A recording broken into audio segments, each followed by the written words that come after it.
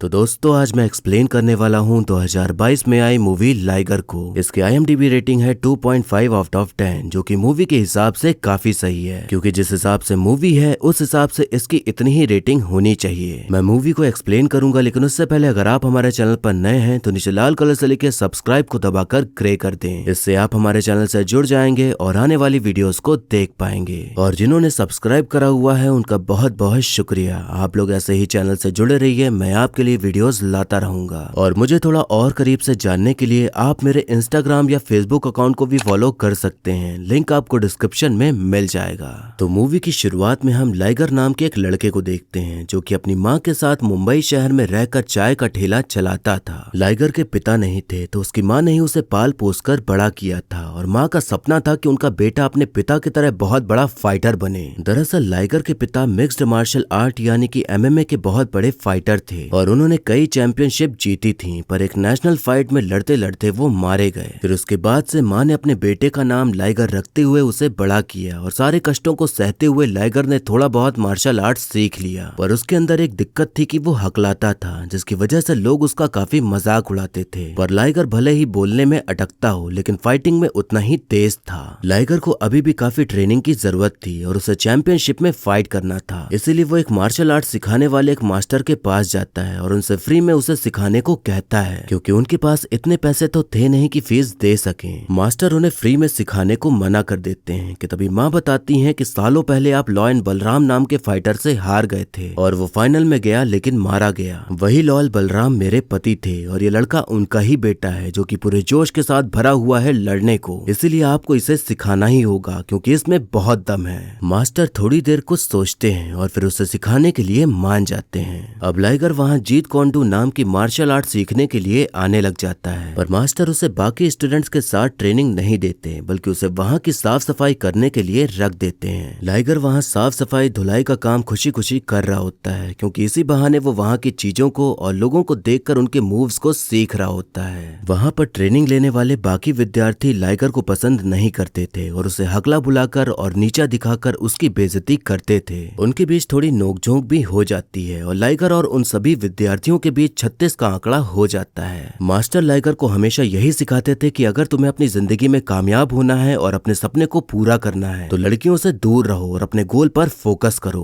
अब एक दिन मास्टर सभी विद्यार्थियों के साथ रनिंग कर रहे होते हैं कि तभी वहां से संजू नाम का एक लड़का अपने विद्यार्थियों के साथ जा रहा होता है तो उन दोनों ग्रुप में भिड़ंत हो जाती है। संजू डोजो नाम की मार्शल आर्ट सिखाता था और उन दोनों ग्रुप की बिल्कुल भी नहीं बनती थी और इसी बीच संजू और लाइगर का आमना सामना हो जाता है। अब हम तान्या नाम की एक लड़की को देखते हैं जो कि बहुत हाई फाई क्लास की होती है, जिसे सोशल मीडिया पर फॉलोअर्स पाना और खुद को फेमस होते हुए देखना बहुत पसंद था। वो अपने दोस्तों से बात कर ही रही होती है कि तभी उसे एक लड़का दिखाई पड़ता है जो कि लाइगर होता है, तो उसे लगता है कि ये वही लड़का है जो उसकी फोटोज में गंदे गंदे कमेंट करता है। तो तान्या सीधे उसके पास ही पहुंच जाती है और उल्टा सीधा बोलना शुरू कर देती है। लाइगर बोलने की कोशिश करता है पर हकलाने की वजह से बोल नहीं पाता। तान्या के बकबक करते रहने से भी वो कुछ भी नहीं कह पाता और उनके बीच खींचातानी हो जाती है और तभी लाइगर को पता चलता है कि तान्या संजू की ही बहन है। अब एक दिन मास्टर लाइगर को बीच में खड़ा करते हैं और कुछ लोगों को उससे फाइट करने को कहते हैं। इसी बीच तान्या वहां पर अपने दोस्तों के साथ आ जाती है और सोचती है कि अब तो ये बहुत मार खाएगा, पर होता इसका उल्टा है। लाइगर सबको गिरा गिरा के मारता है और सबके अंजर पंजर ढीले कर देता है, जिसे देखकर तान्या उससे काफी मनमोहित हो जाती है और उसका सारा गुस्सा पिघलकर प्यार का आकार लेने लग जाता है। मास्टर लाइगर की माँ को बताते हैं कि तुम्हारे बेटे में बहुत ताकत है और वो आगे तक जाएगा, पर उससे कहना कि वो इधर उधर के चक्कर में ना पड़े और सिर्फ मार्शल आर्ट पर ध्यान दे। माँ लाइगर को ज्ञान देने लग जाती हैं कि कुछ लड़कियां चुड़ैल जैसी होती हैं जो अपने जाल में फंसा लेती हैं, इसीलिए तुम कभी भी अपनी जिंदगी में किसी चुड़ैल को मत आने देना।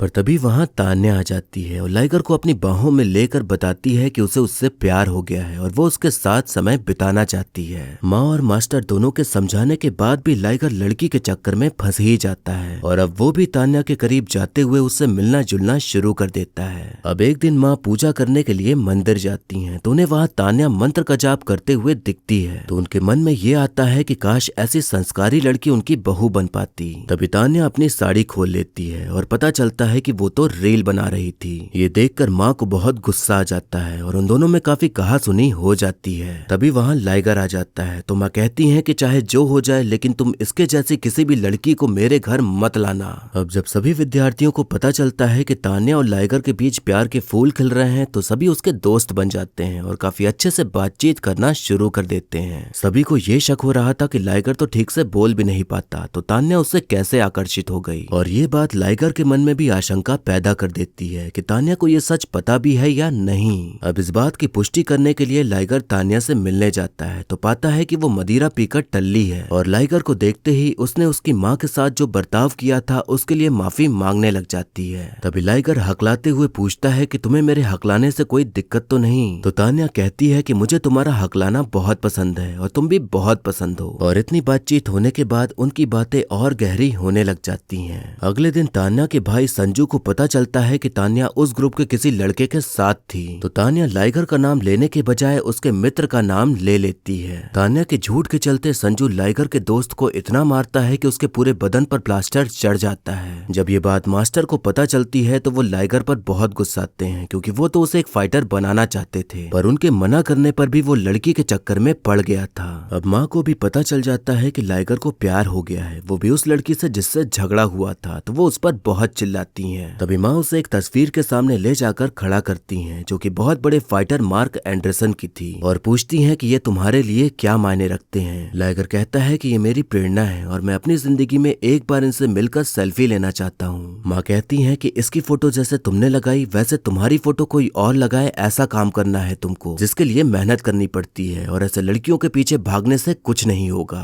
तभी फोन माँ छीन लेती हैं और चिल्लाते हुए कहती हैं कि मैंने अपने बेटे को बड़ी मुश्किलों से पाला है और हम तुम्हारे जैसे पैसे वाले नहीं हैं, इसीलिए मेरे बेटे को छोड़ दो क्योंकि मुझे उसे चैंपियन बनाना है और तुम्हारा गोबर जैसा दिमाग उसकी जिंदगी बर्बाद कर देगा। लाइगर कुछ समय के लिए तो शांत हो जाता है, पर उसके ऊपर तान्या का बुखार चढ़ चुका था, तो वो माँ की बातों को ना मानते हुए उसे उसके बर्थडे पार्टी से भगा ले जाता है। लाइगर की इस बेवकूफी भरी दिलेरी को देखकर तान्या बहुत खुश होती है और इस खुशी में उसके होठों को अपने होठों से छूकर पूरे शरीर में गुदगुदी हो जाने वाले एहसास को फील कराती है। लेकिन इसी बीच उसका भाई आ टपकता है और उन दोनों को अलग कर देता है। अब यहाँ पर ये बात खुलती है कि लाइगर हकलाता है, तो ये बात सुनकर तान्या थोड़ा शॉक हो जाती है, जैसे कि उसे कुछ पता ही ना हो। संजू कहता है कि अगर तुम एक बार ढंग से उसे आई लव यू कह दोगे तो मैं मान लूंगा कि तुम उससे प्यार करते हो। लाइगर आई लव यू कहने की कोशिश करता है, पर हकलाने की वजह से वो बोल नहीं पा रहा होता, जिसको देखकर संजू के चमचे उस पर हंसने लग जाते हैं। लाइगर पहले संजू के चमचों को गंदे कपड़ों की तरह धो धो के निचोड़ देता है, फिर पूरी जान और ताकत और हिम्मत लगाकर उसे आई लव यू कह ही देता है। लेकिन उसका भाई तान्या को लेकर वहां से चला जाता है और लाइगर वहीं धोखा खाए आशिक की तरह खड़ा रह जाता है। अब माँ को तो मौका मिल गया था तान्या को लेकर सुनाने का, तो वो लाइगर को बहुत सुनाती हैं और कहती हैं कि तुम्हारे हकलाने की दिक्कत को जानकर ही उसने तुम्हें छोड़ा है और अच्छा ही हुआ वो छोड़कर चली गई। माँ समझाती हैं कि कमियां तो सब में होती हैं, पर कामयाबी हर कमी को छुपा देती है, इसीलिए तू दुनिया वालों को दिखा दे कि तू हकला होके भी क्या कर सकता है और हक मांगने पर ना मिले तो छीन लेना चाहिए। माँ ने उसे ये सारी बातें समझाई ताकि वो अपने काम पे फोकस करे, पर लाइगर बेवकूफों की तरह दोबारा तान्या के पास पहुंच जाता है और पूछता है कि जब क्लब में मैंने तुम्हें सच्चाई बताई तब क्यों बोला कि तुम्हें मेरा हकलाना पसंद है। तान्या कहती है कि उस वक्त मैं नशे में थी और मैं तुम्हारे जैसे हकलहे के साथ नहीं रह सकती, वरना हमारे बच्चे भी ऐसे ही होंगे।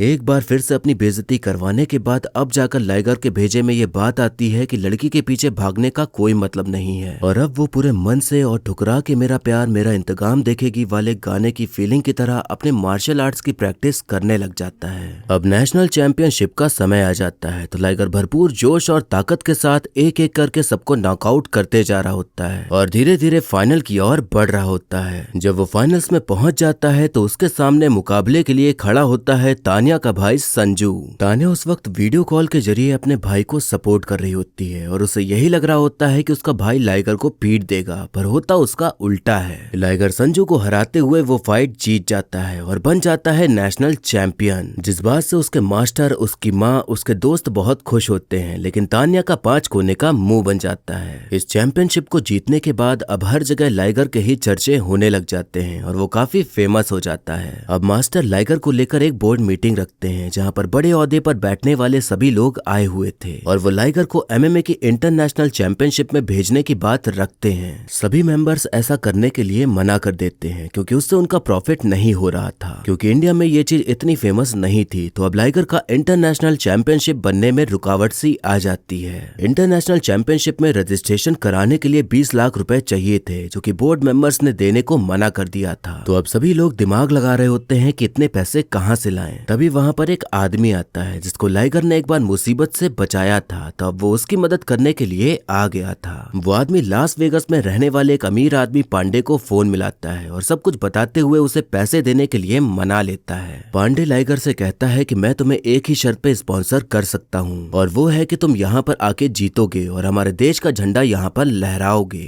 पांडे के सपोर्ट के साथ लाइगर MMA इंटरनेशनल में हिस्सा लेने में कामयाब हो जाता है और फाइट करते हुए धीरे धीरे सबको हराते जा रहा होता है। अब हम देखते हैं कि पांडे लाइगर के साथ मिलकर उसकी जीत का जश्न मना रहा होता है कि तभी वो बताता है कि तुमने जिस संजू नाम के फाइटर को नेशनल चैंपियनशिप में हराया था वो मेरा ही बेटा है और तान्या मेरी बेटी है। अब वहाँ पर तान्या आ जाती है, जिसे देखकर लाइगर का दिमाग खराब हो जाता है और फिर मदिरा पान करते हुए अपनी भड़ास निकालने लग जाता है। बेमतलब का प्लॉट ट्विस्ट हो जाने के बाद अब तान्या लाइगर को उसके घर छोड़ने के लिए जाती है, तो वहाँ पर अचानक से कुछ गुंडे आ जाते हैं और उसे किडनैप कर लेते हैं। अब पांडे बताते हैं कि उन्होंने अंडरवर्ल्ड के लोगों से पैसे उधार लिए थे जो कि अब उनको वापस चाहिए, लेकिन मेरे पास इतने पैसे नहीं हैं, इसीलिए उन्होंने मेरी बेटी को किडनैप कर लिया है। एक और बेमतलब का ट्विस्ट आने के बाद लाइगर अब हीरो बनने का सोचता है, तो वो खाली बैग लेकर ही उस पते पर जा पहुंचता है जहां पैसा लाने को कहा गया था। वहां पर उसे तान्या नहीं मिलती, पर खूब सारी लड़कियां मिल जाती हैं जो कि एकदम लड़ाकू थीं और वो मिलकर लाइगर की पतलून ढीली कर देती हैं। लाइगर का ओवर स्मार्ट बनने के लिए पांडे उस पर बहुत चिल्लाता है और कहता है कि ये सब तुम्हारी वजह से ही हो रहा है। तान्या तुमसे बहुत प्यार करती है और तुमसे इसलिए अलग हुई ताकि तुम अपना सपना पूरा कर सको और तुम्हारी माँ वो सपना पूरा होते हुए देख सकें। उसने जानबूझकर तुम्हारा दिल तोड़ा, तुम्हें भड़काया, तुम्हारी बेइज्जती की ताकि तुम सही रास्ते पर आ जाओ, और उसी ने मुझसे विनती करी कि मैं तुम्हें इंटरनेशनल चैंपियनशिप में हिस्सा लेने के लिए मदद करूं। फिर से एक और बेमतलब प्लॉट ट्विस्ट आने के बाद अब लाइगर को बड़ा दुख हो रहा होता है, तो वो अब अपना फाइनल मैच छोड़कर पहले तान्या को बचाने के लिए चला जाता है, वो भी दोबारा से पैसे लिए बिना।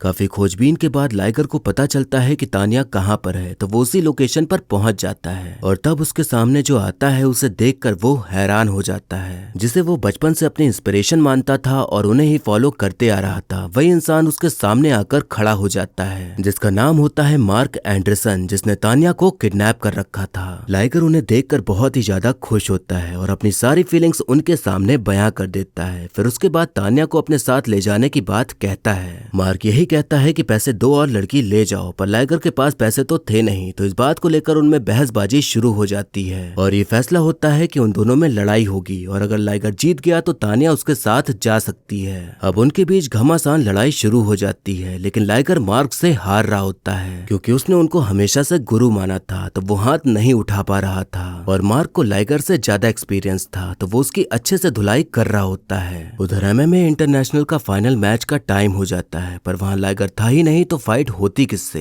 तभी सभी लोगों को लाइव वीडियो दिखती है जिसमें लाइगर मार्क से फाइट कर रहा है, तो सभी लोग उसे ही देखने लग जाते हैं। अब लाइगर अपने इमोशंस को काबू में लाता है और एक फाइटर की तरह फाइट करते हुए मार्क एंडरसन को हराने में कामयाब हो जाता है। वादे के मुताबिक मार्क तान्या को ले जाने के लिए कह देता है, पर उससे पहले लाइगर उनके साथ सेल्फी लेने का प्रस्ताव रखता है क्योंकि यही उसका सपना था। हम देखते हैं कि अब घर में मार्क एंडरसन के पोस्टर की जगह वही सेल्फी लगी होती है और फिर मूवी यहीं पर खत्म हो जाती है।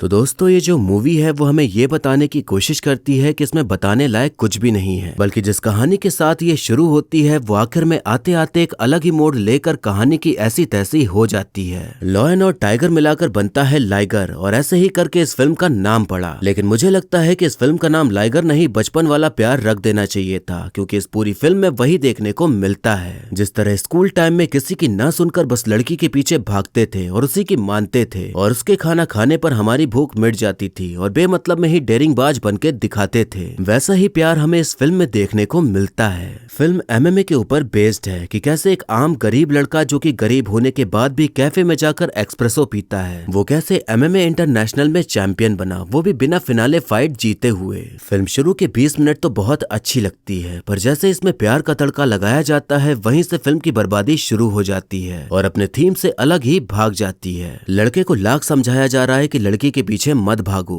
लेकिन किसी छपरी लड़के की तरह किसी की बात ना सुनते हुए अपने सपने को भूलकर लड़का लड़की के पीछे ही भागता है। कुल मिलाकर आपको फिल्म में बस बिना कोई लॉजिक वाला प्यार देखने को मिलता है, जो कि आपको समझ में भी नहीं आता कि ये प्यार शुरू कैसे हो गया और इतना ज्यादा गहरा कब हुआ कि लड़का उसके पीछे पागल सा हो गया। फिल्म में देखने मिलता है कि अगर आपको अपनी जिंदगी में कामयाब होना है तो पहले आपको धोखा खाना होगा। कोई आपकी बेइज्जती करके जाए तो ही आपके अंदर खून खौलेगा और आप कामयाब हो पाएंगे। जब आपके पास टैलेंट है और आपको सपोर्ट करने वाले लोग हैं तो आपको किसी के धोखे की और अपनी बेइज्जती का इंतजार नहीं करना होता, बल्कि अपना काम करते हुए खुद से कामयाब होना होता है। माँ इतना समझाती रही पर उनकी बात की कोई वैल्यू नहीं, बल्कि एक लड़की द्वारा बेइज्जती करने पर बुद्धि आई कि उसे कामयाब होना है तो ये तो कोई बात नहीं हुई। जो आपके साथ खड़े हैं आपका साथ देने के लिए, आपको उनके लिए कामयाबी पानी चाहिए और उनके लिए कुछ करना चाहिए। और साफ साफ गलती लड़के की है, क्योंकि हर कोई समझा रहा था कि अपने काम पर फोकस करो, पर उससे तो प्यार की बरैया ने काट खाया था, तो किसी के समझाने पर भी नहीं समझ रहा था। फिल्म में ये बार बार कहा गया है कि लड़की के पीछे मत पड़ना वरना कभी भी कामयाब नहीं हो पाओगे। ये बात काफी ज्यादा गलत है, क्योंकि अगर आपका पार्टनर सपोर्टिव हो, आपके सपने को समझता हो और आपको समझता हो तो ये फर्क ही नहीं पड़ता कि आप सिंगल रहकर ही कामयाब हो सकते हो। अब लड़का छपरीपना पे उतर आया था और कुछ भी समझाने के बाद भी वो अपना काम छोड़कर घूमी घूमी करने में लगा था, तो गलती तो उसकी ही है। प्यार करो, गर्लफ्रेंड बनाओ, बॉयफ्रेंड बनाओ, घूमो फिरो, सब कुछ करो, पर अपने करियर को छोड़कर अपने माँ बाप की बातों को न मानकर सिर्फ वही करते रहना कोई बहुत अच्छी बात नहीं है। जिंदगी में हर चीज को बैलेंस में रख कर चलोगे तो ही आप कामयाब हो सकते हो, और ये कहीं नहीं लिखा है कि सिंगल रहोगे तो ही कामयाब हो सकते हो। आपको कई लोग मिल जाएंगे जिनके पहले से ही जीवन साथी थे और फिर उसके बाद वो अपनी जिंदगी में कामयाब हुए। 1 साल हो गया है मुझे मूवी एक्सप्लेन करते, पर पहली बार मैंने किसी फिल्म की इतनी कम रेटिंग देखी है। मेरे ख्याल से इतनी लो रेटिंग सिर्फ फिल्म की कहानी खराब होने के लिए ही दी गई होगी। अब वो समय नहीं रहा कि फिल्म कैसी भी हो, लेकिन एक्टर के फैन होने पर फिल्म हिट हो जाएगी। अब सबको चाहिए कंटेंट, अगर कंटेंट नहीं तो फिल्म में कितना भी बड़ा हीरो हो वो टिक नहीं पाएगी। मुझे लगता है जो मेन कॉन्सेप्ट लेकर इस फिल्म को बनाया गया, अगर वही कंटिन्यू रखा जाता तो मूवी और भी अच्छी साबित हो सकती थी। और जो विजय का कॉन्फिडेंस दिख रहा था फिल्म को लेकर कि वो सुपर हिट जाएगी, वो सही साबित होता। पर उस मेन कॉन्सेप्ट को ही साइड करके प्यार की कहानी डाल देने से मूवी ऑडियंस को कुछ खासा पसंद नहीं आई। और जो एंडिंग था वो बिल्कुल भी एक्सपेक्ट नहीं किया था किसी ने कि ऐसे ही फिल्म एंड हो जाएगी। यहाँ विजय का स्टैमरिंग करना, उसे बोलने में तकलीफ होना, ये चीज उनके कैरेक्टर के साथ मैच नहीं कर पाई और न ही ऑडियंस इस चीज को हजम कर पाई। लाइगर ने जिसकी जान बचाई थी उसने पांडे को फोन मिलाया जो कि तान्या के ही पिता थे, तो एक तरफ से उस आदमी ने जुगाड़ लगाया और दूसरी तरफ से तान्या ने जुगाड़ लगाया, वो भी एक ही इंसान से।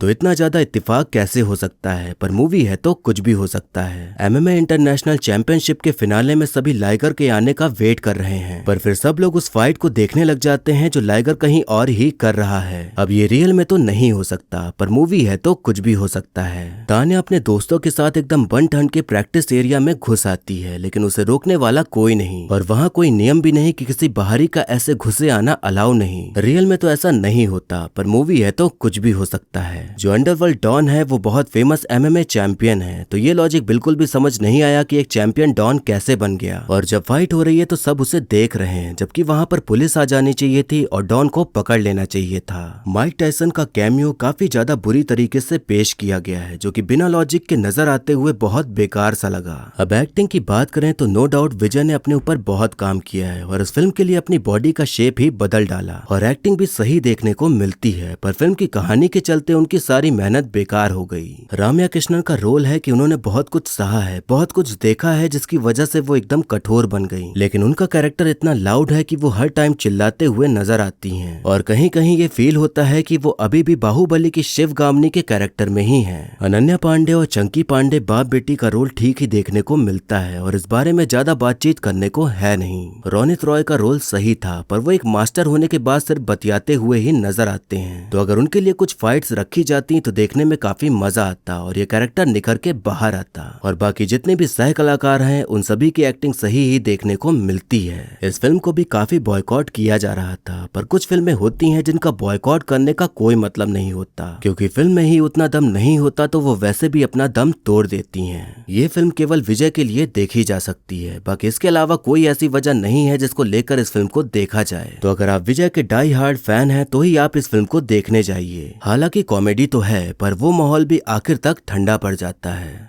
वैसे आप कमेंट करके बताइए कि विजय का जो कॉन्फिडेंस था फिल्म को लेकर कि वो चलेगी, क्या वो सही था या फिर वो उनका ओवर कॉन्फिडेंस था, और क्या बॉयकॉट करने की वजह से फिल्म नहीं चली या फिर फिल्म में ही उतना दम नहीं था। हमें कमेंट करके जरूर बताइएगा। तो ये था एक्सप्लेनेशन लाइगर मूवी का। आपको मूवी और मेरा एक्सप्लेन करना कैसा लगा ये कमेंट करके जरूर बताइएगा। और ऐसे ही आने वाली वीडियोस देखते रहने के लिए हमारे चैनल को सब्सक्राइब करें और बेल आइकन दबा दें, जिससे कि आपको नई वीडियोस की नोटिफिकेशन मिल जाएगी। आप चाहें तो मुझे इंस्टाग्राम या फिर फेसबुक पर भी फॉलो कर सकते हैं, लिंक आपको डिस्क्रिप्शन में मिल जाएगा। और वीडियो अच्छी लगी हो तो लाइक जरूर करें। आपके लाइक और कमेंट से मुझे और भी वीडियोस बनाने का मोटिवेशन मिलता है। तो मिलते हैं नेक्स्ट वीडियो में, तब तक के लिए टाटा बाय बाय और नमस्ते।